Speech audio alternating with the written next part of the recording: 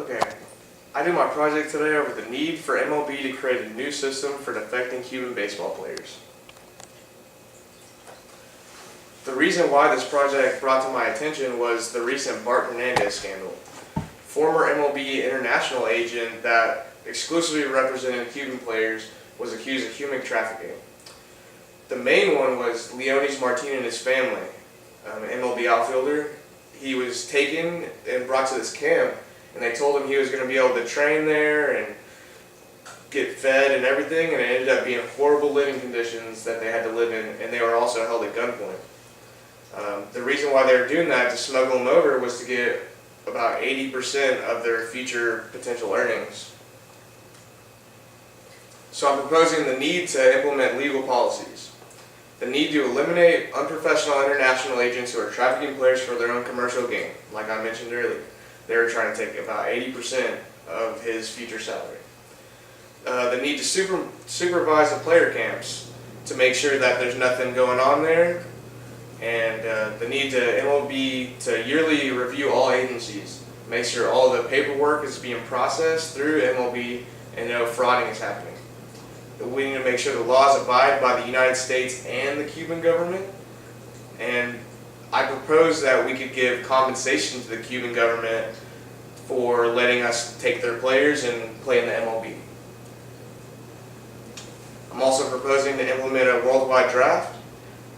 The current defection system right now ignores the safety and welfare of Cuban players and their families.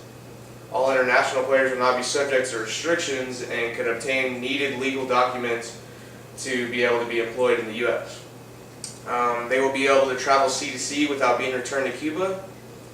And also, players that are drafted will be aided by the team that drafted them, and will be able to find an agent with them to be able to come over to the U.S. and have all their documents.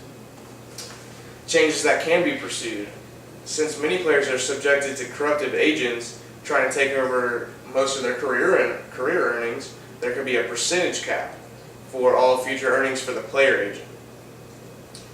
And I'm also proposing that there could be if we're giving the Cuban government compensation, there could be a capped percentage on that they get back as well.